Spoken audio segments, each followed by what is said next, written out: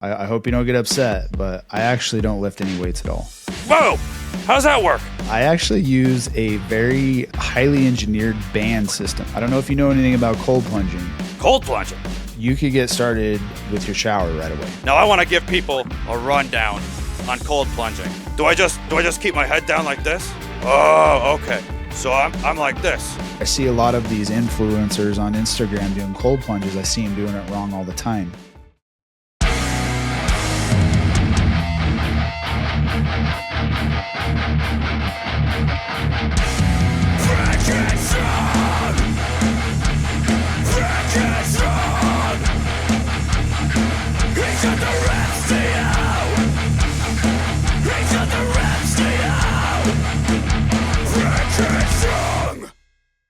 If you are not all in, then you are out. There is no room for hope, only execution. You either press on or make excuses to quit. Any idea who said that? Yeah, I think it was this really handsome guy that had this massive, massive beard. Hey, that's you! And that's me! I'm Brick Headstrong. Welcome to Rapid Fitness. How's it going? Let's go. It's going good. Your beard. We gotta talk about it. We're gonna talk about it. But, hey, I saw that awesome sign behind you. Rise to Reign Collective. Now, you're the founder, and as someone who's read your book, Beardology, I know you did something that most people are afraid to do. Yep. And that's following a calling that you had. Now tell me about it. How did this all start for you? Now, also, no book spoilers. No book spoilers. Yeah, so this all started, it actually started well over 3 years ago. I had a mentor about 3 years ago that told me, Paul, you need to go and coach men. You need to go tell them your story. You need to go do these things to help these other men. But at the time, Brick, I was scared. I didn't feel qualified to go and share my story. I didn't feel qualified to go lead other men that were struggling just like I was. Why were you scared? It's imposter syndrome. It's like, remember the first time you walked into the gym and you didn't know what you're doing? I do.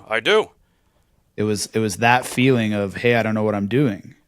But about a year ago, I felt a calling from God to go do this again. And that's where Rise to Reign was formed and born, because I knew that my purpose, my calling was higher than it had ever been. And the things that I've been through in my life, the struggles, the triumphs, I knew at that point I could no longer ignore that calling. So how did that calling happen for you? Well, interestingly enough, my mentor, this was a different mentor at the time.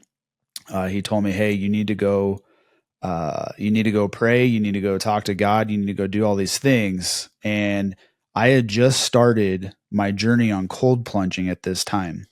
And I don't know if you know, I don't know if you know anything about cold plunging, but the first thing when you jump in 40-degree water, your body screams at you. Your brain says, get me out of here. Oh yeah, I gotta imagine. And definitely do that.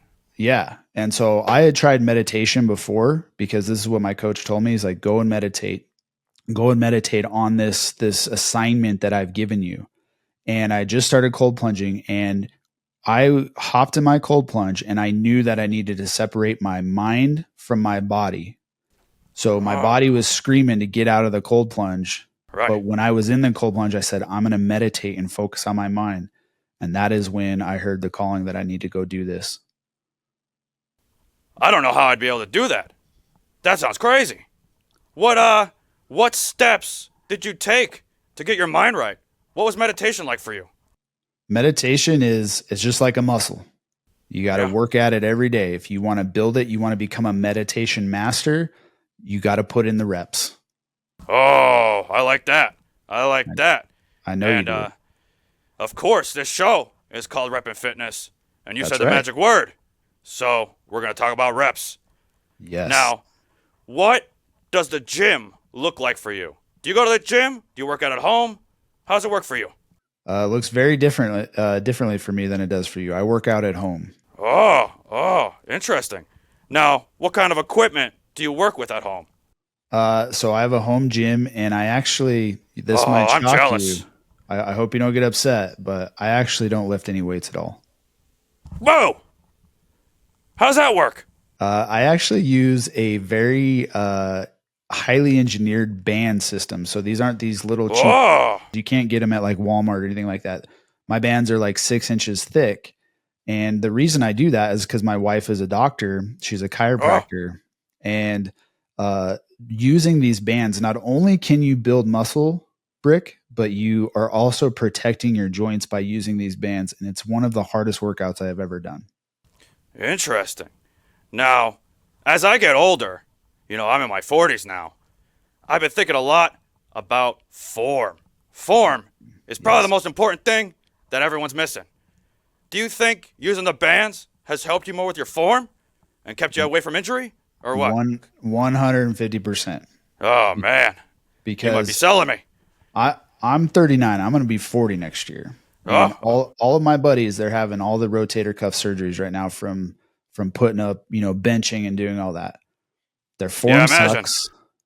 Their form sucks. And if you think of, I know you know your stuff about fitness, but if you think of let's say you're on your bench, right? And let's say, what do you bench? 200, 250? Who, me? Yeah, you. Keep going. Keep going. Okay, let's just say you bench 300. When that I'll bar, accept. I accept. okay, good. When that bar is on your chest, you have 300 pounds on your chest, and your shoulder joints are actually impinged. Your joints are accepting all of that force. And then as you bench up and you come to the top, it's still 300. The difference with bands is when I am benching with my bands, maybe at my chest it's 100, but when I put that full band to the top, it's at 550. Whoa. So that's called variable resistance. So I'm Variable protecting my joints. resistance. Yes. Interesting. It's been around for a while. Now, what other kinds of exercises can you do with those? You can pretty much do every exercise possible. Interesting. Yeah. And where did you say you got these bands from? It's called the X3 bar. So X3 bar. x3bar.com, not affiliated. I just love their stuff. Interesting. I'm going to check that out. Yeah. Now, you had mentioned that your wife, Dr. Jacqueline, you got a wellness center. Yes, sir. Tell me about that. Yeah. So our wellness center, I started this 8 years ago with my wife after I left the fire department. It's a place of healing. It's a place of rejuvenation. We have a very, very different approach, much like my weightlifting equipment, to health and wellness. We help people heal holistically, and we do that through Interesting. comprehensive lab work. And Like blood? yep, blood, urine, poop. We do Poop? poop. Yep. I'm going to have to tell Toily. He might be able to get you some samples. Yeah. We could see what's going on in Toily's gut. I mean, yeah, he sees a lot of people in the toilet, so he could Yeah, probably but- help us out. Might be a salesperson for you. But tell me more about this. Yeah, so we have 3 doctors. We just moved into 6,000 square feet, a brand new space. It's absolutely beautiful. And we have chiropractic. We have cold plunge again. We have infrared sauna. We have X-ray diagnostics. We have a deep tissue laser, which is good for the muscles. Oh, And then within this center, we built a training center. So when I do in-person events, I can hold, up to 15, 20 people. And then we're also building out a podcast studio right now. oh, nice. Nice. Yeah. Now, when you're doing those events where you're talking to people, 15, 20 people at a time, Yeah. what are we talking about? We're talking about life and how to be bearded in life. Oh. Yeah. Now, like I said, I read your book, Yes, sir. and I need to know, how long did it take for you to grow the beard to that point? I started growing the beard in 2017, so about 8 years. And in 8 that time, years. yeah, I've cut about 10 inches off too. So Whoa, yeah, I can't even see where it ends. I don't know where it ends. It's pretty Yeah. incredible. Yeah, I love it. Now, I kind of look at my mustache probably the same way that you look at your beard. I didn't always have this mustache. I used to be clean shaven. People Really, me too.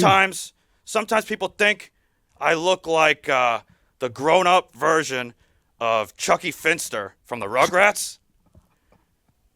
You'll never not see it now. You'll never Yeah, not see it. it can't undo it. No, no, no. It's something I gotta live with. Yeah, yeah. I'm tired of those comparisons. But what I wanted to ask is, you talked a lot about in your book about being a firefighter and how much that messed up your nose and how you weren't able to breathe. Yep. Now, I do want to get into that, but I gotta know. Do you think that I would be able to have this mustache as a firefighter? Would they let that happen? So the mustaches are pretty much synonymous with the fire department. There's some firefighters that can grow great mustaches. Pancakes too.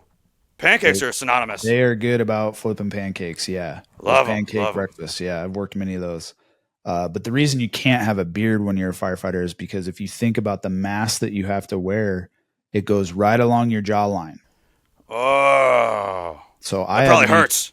yeah, and it'll actually break your seal and it becomes dangerous for you as a firefighter. Oh, But yeah, I don't want that. mustaches, nah, mustaches are good. Oh yeah, good. Maybe I give it a shot.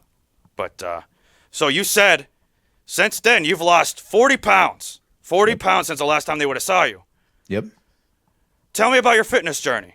What are the things you've tried? Now, I did read about Core 4, and we got to talk Yeah. about that because I feel like a lot of people can live their life that way. But Yes. tell me, what was the 40-pound loss like? What was that journey like? Yeah, that journey was hard, but I was at such a broken point in my life. I was overweight. Oh, There's a picture in my book. You probably saw me as my heaviest I've ever been. You could see the look on huh? my face. Like I was not living my purpose. I was not being the man for my wife or my son. I couldn't smell. I couldn't taste, and my health was in the toilet. And um, I just started with working out. I started the keto diet before keto was cool, and the that's probably what allowed me to lose a lot of the weight was the keto diet, the keto lifestyle, with the working out and all that. So, but that journey took about a year to lose Oh, here. that weight. Yeah, Now, you said you went on keto, but you also mentioned that doing that style diet affected how you were smelling in a yeah, positive way. yep. How do you think that happened? It comes down to inflammation. So Oh, most of the food out there is crap. And obviously at this time I didn't have the wellness center, so I wasn't able to test my food allergies like I am now. But by avoiding processed stuff and focusing on high quality meat, that reduces inflammation in your body. And I had a bunch of inflammation in my nose.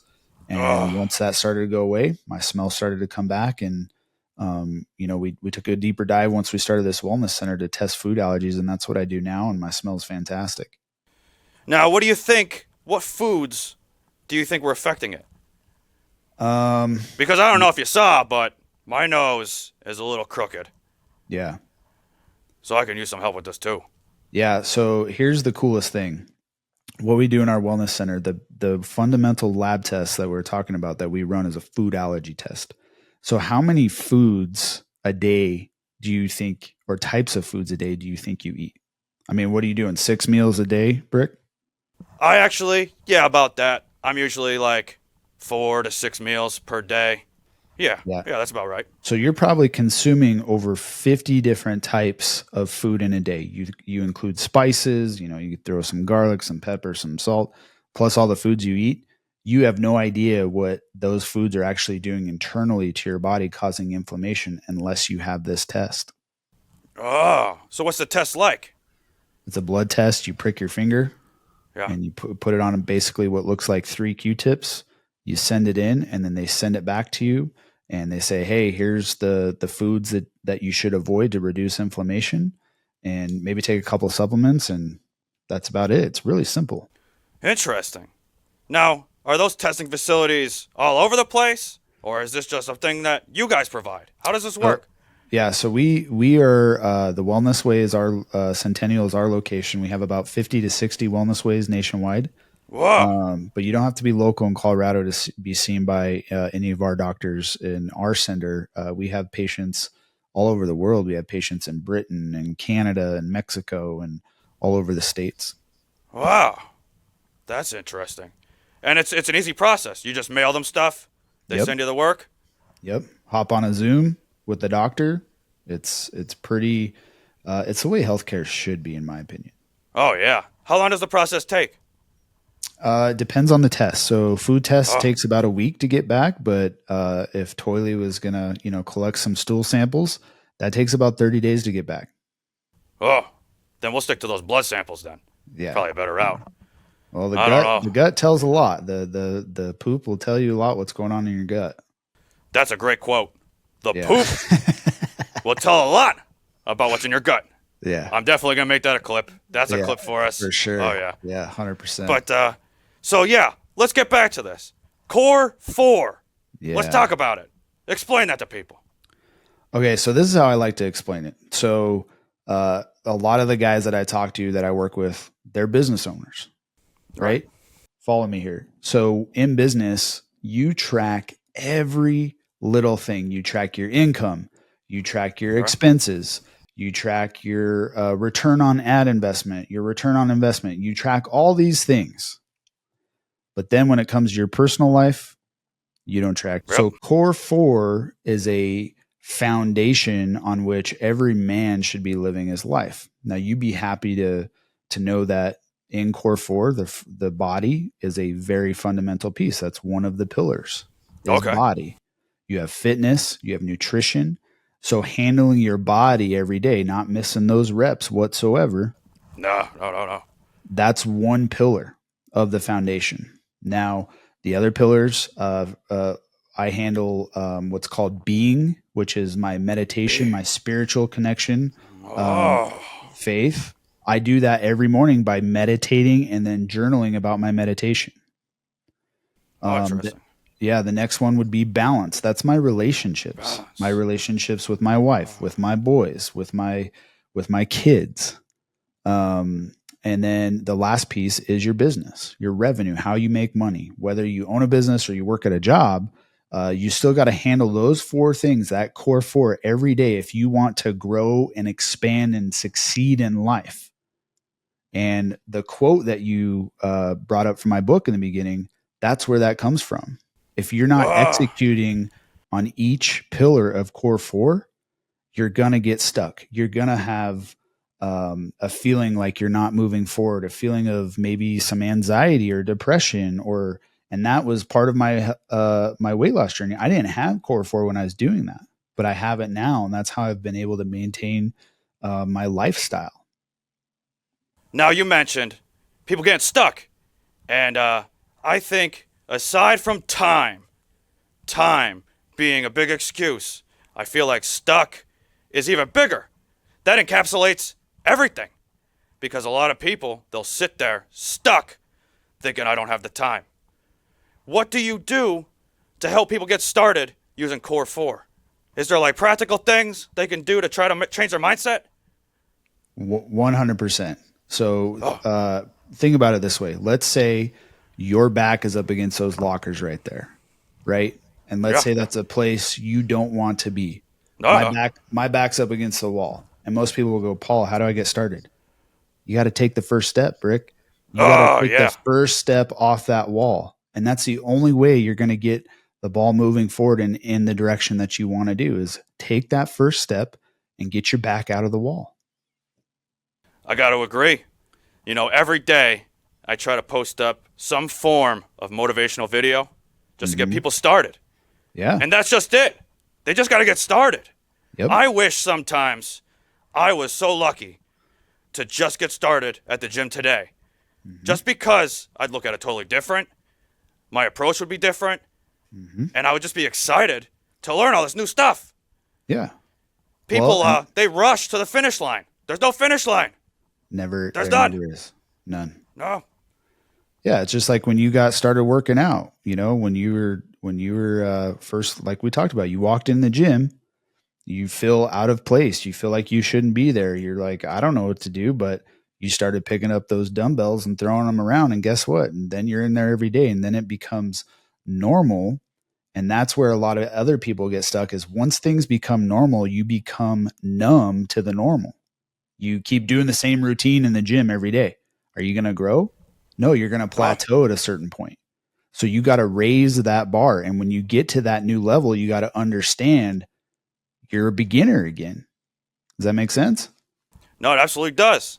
And that's when, at that point, sometimes people need to get fitness coaches or coaches in general, right? Yep. Mm-hmm. That helps them get to that next step. Even Brick has his own personal trainer, because I did plateau. I got to that point, and I needed an extra push to get to the next level. Now, I want to give people a rundown on cold plunging. If it's for them, if they should try it. I mean, I'm interested. I got to give it a go. Tell me how to go about this. How do I get started? So you could get started with your shower right away. Okay. Or if I started taking cold showers. I did the 75 hard program, and I started with cold showers, 5-minute cold showers every day. And then, so what do you do? You just jump in, all cold water? Yeah. I did it's like a 7-day challenge. So jump in, you don't put it all the way to cold right away. Maybe, go to hot and go a little bit over and try and be in that for 5 minutes. And every minute, 5 minutes, just keep making it colder and colder and colder. And so, but I got, like we were just talking about, new levels. I did cold showers to where it became normal. I was numb to the fact that it wasn't really growing me anymore. So then I was like, okay, now I got to go cold plunge. So there's multiple companies out there. It's all dependent on your situation. I found a company that had a barrel type cold plunge. It's in my basement. And, I get in there every morning because not only are there massive, massive health benefits, but for me, it helps my mind, my mental fortitude. What are the health benefits? Yeah. So first of all, I'm not a doctor. Okay. But there are studies that show that it naturally increases testosterone in men, which is a good thing. That's good. That's good for the gym. Yep. And then as long as you're at 50 degrees or below, 50 degrees, you are getting metabolic benefits. You're getting there's some studies showing that it reduces the sizes of tumors. And that's great news. If you know anything about cancer is a metabolic disease, and cancer feeds off sugar. So the metabolic benefits that you get from cold plunging can have an impact on cancer. Wow. Yeah, this definitely sounds like something we need to be trying. Now, I don't know why people don't do it. How do you motivate yourself to stay in there? I mean, that's cold. You're shaking. How do you get yourself to not get out? What do you do? How do you get your mindset? Yep. So it's the first thing I do in the morning. I get up, I take some supplements, and then I meditate. So the meditation obviously helps, but then I go straight into the basement. And I have one song that I've been playing every day for a year doing this or more. What's that song? It's Ben Bomer, Beyond Beliefs. Okay. How long is it?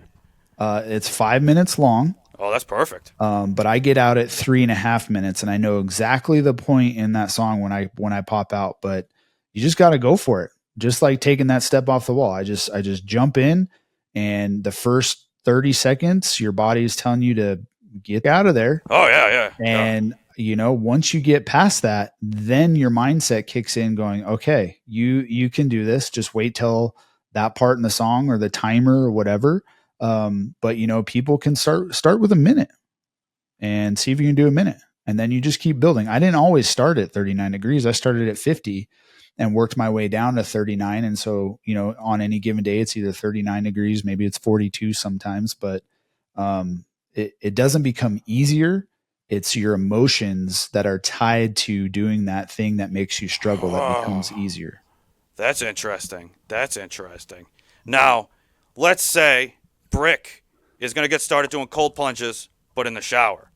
Mm-hmm. What kind of breathing techniques would you recommend? Should I breathe through my nose, or should I breathe through my mouth, or both? How should I go about this? I don't want to drown. What should I do? Yeah, so if you're doing a cold shower, you could breathe normal. Okay. Your body's going to increase your respiratory rate because it's going to be a shock to your system. Do I just keep my head down like this? Yeah. Just You like want to that. make sure, yeah, here's the big thing too, Okay. because they've shown that cold plunges increase your brown fat. Now, hold on a minute. I know you don't want to be Whoa. fatter, but No, no, no. we're talking about the good brown fat, and that's Oh. why when you have babies have brown fat.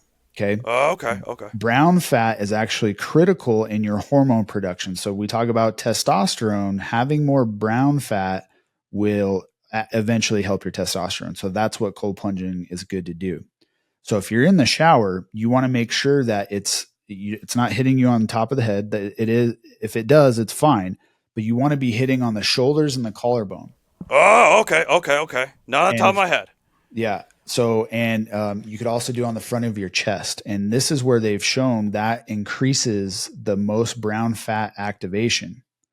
So Interesting. where I see a lot of these influencers on Instagram doing cold plunges, I see them doing it wrong all the time because they get in up to their, their chest line. Well, they got to get into up to their chin so that their neck's underwater, their shoulders underwater for that brown fat activation. But you definitely do Interesting. not want to do any type of heavy breathing or focus, like box breathing in a cold plunge because, I guess you could maybe pass out sometimes and that would not be good. Whoa. No, I don't want to do that. Yeah. Now, I got a question. Now, I'm showering, right? And my shower head is over here, right? Yeah. So the water's coming at me like this. Are you telling me that I should face this way and do it? Or should I face at it? I think you should face at it and lift up your head and let it hit that chest area. Oh, okay. So I'm like this. Yeah. Yep. Okay. Okay, I get it. You could also spin around too. You just, again. Oh. Get on both sides. That's good. Get on my back side, my chest side. Yeah. Make it hard. Does that activate things? Does it make does. it different or no? Yeah, it does. And again, this is just my basic generic research that I've done. It's, but yeah, really, spend the most time getting the front of your chest, the front of your collarbone, and then you could turn around and get your neck and just get your whole body, get things moving, get things shaken up. And you're saying maybe this is an activity we should consider doing to start the day? Yeah. If you want to work on your mindset, if you want to build mental fortitude, you need to struggle every day. Oh, and, yeah. The struggle is real. The struggle is real. And like we talked about earlier, you're either all in or you're all out. So if you're going to be in this game of expansion, you need to be doing hard stuff every day. If you didn't, most people, and I know you know this, but most people, they go in the gym, they do the same routine. They go, yeah, I worked out. They're not pushing themselves. No. Like I said, even though I cold plunge every day, it's not easy. Man, Paul, thank you so much for being a guest on Rep and Fitness. Now, before we go, how can people get in touch with you? How can they find more about beardology? Where can they get the book? Yeah, so the book is on Amazon and Kindle. Oh, if you want a signed copy, you can go to beardology.com. How else can people get in touch with you? Yeah, I'm mainly on Instagram at Paul M. Berens, Berens. That's kind of where I do all my content. Paul, thanks for joining me on Rep and Fitness. I think we're going to help some people. I think people need to try that cold plunge. Mm-hmm. I'm going to get there right now. But hey, if you're watching, we'll see you next time on the next repisode.